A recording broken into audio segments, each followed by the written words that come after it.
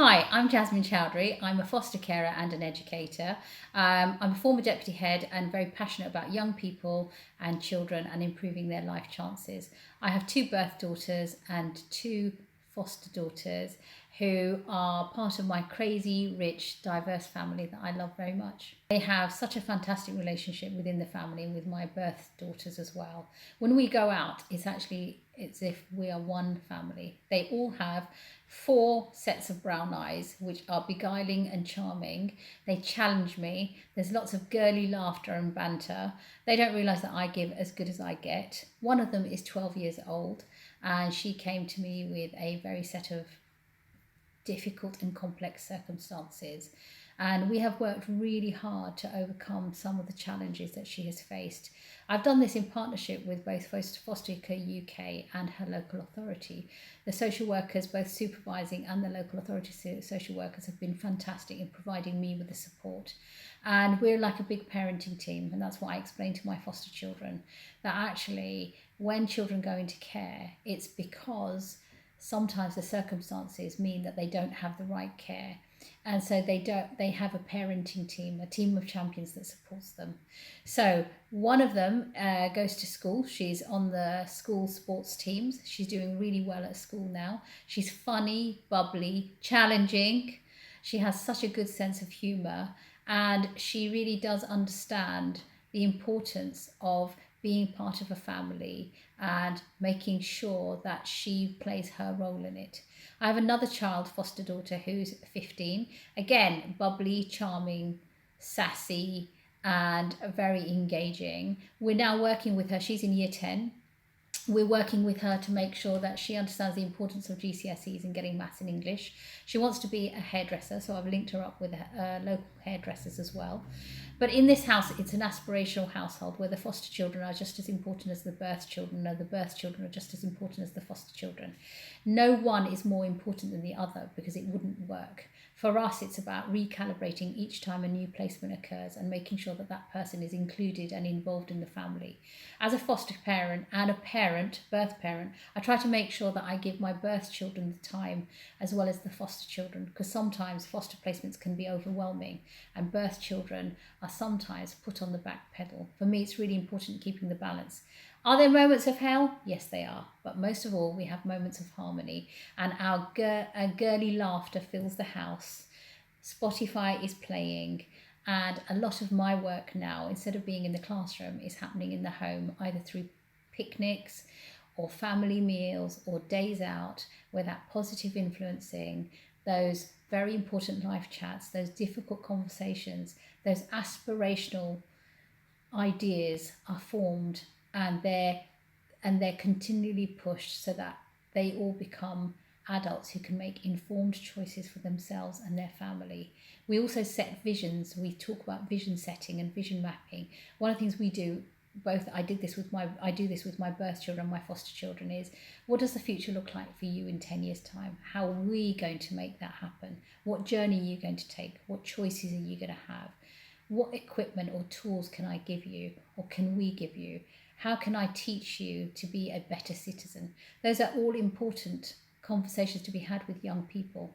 And particularly if you come from a troubled background or a background where there's been no opportunity to have that, sometimes it's important to recreate those so that they can succeed at all costs. So the MATS team is invaluable. I have it for one of my placements, but I would actually recommend that it should be used for every placement, because every child has a hidden history that we can't unpick. And sometimes as foster carers or educators or any professionals actually who work with young people, we are not rightly skilled within that area. So even though I'm an educator, actually the service that the MATS provides is so important, because it allows me to think harder and deeper about that child and how to prepare and plan for that child and care for that child.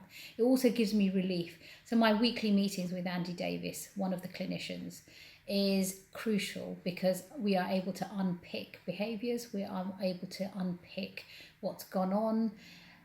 In addition, we're unable to look through why the behaviour has happened or what the reasons are. Nothing is conclusive, but it's the fact that I've had a dialogue with somebody who is who has a professional background with understanding young people and their concerns.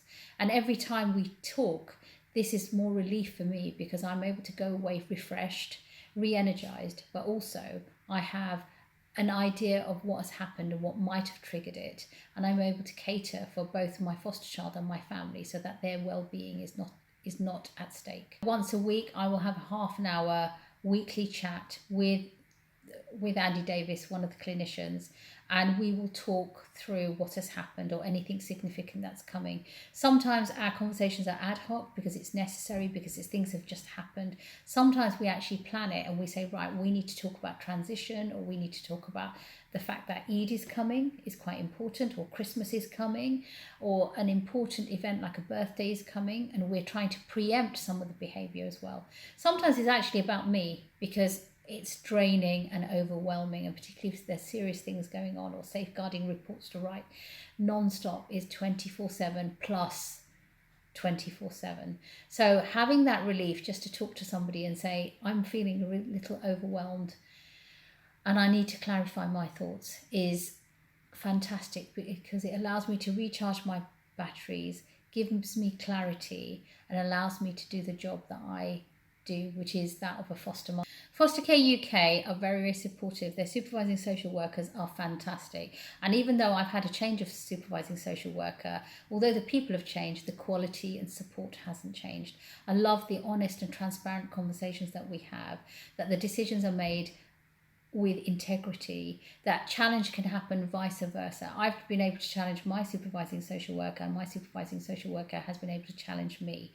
And between us, we make a decision that's fit and in the best interest for not just for the foster child, but for the entire household. The liaison that we have with the local authority is also key. And sometimes it doesn't always go the way you want to, but the fact that I have my supervising social worker backing me up and all the time, and also through regular conversations and through supervision, is vital for me to progress as a foster carer. The other thing that's fantastic is their courses. Their courses are fantastic. And also their monthly support group meetings with foster carers have been really useful. Although because I sometimes work with them on a Tuesday, I've not been able to attend them as much. However, I also know that senior practitioners are involved in the caseloads and are aware of what's happening with each child, because whenever I meet them, they'll ask about me and the family, but also the foster child really knowledgeably. The training courses are fantastic because they have trained professionals who come in. The recent one I went to was an alcohol course, and it was excellent. It really did inform me about what to do if a child had difficulties with alcohol, or family members who might have had an alcoholic past or are alcoholic. What's really important also is the out of hours service, because they give you ongoing support and they give you honest support at any time of the day. I've been able to call them. And the other strength in FosterCare UK is the referrals team. I've always found the referrals team to be knowledgeable, flexible, but also they tend to be really honest with the child. And if you feel that it isn't a right match, they don't try to force you. For me, that's really invaluable, because you think you can be God's gift to every child, but actually you might not be skilled enough. So having that conversation and that dialogue is really key, because it's got to work for you. The match is the most important thing in a foster placement, because it allows you to work with your strengths, but also any areas of development can be worked through.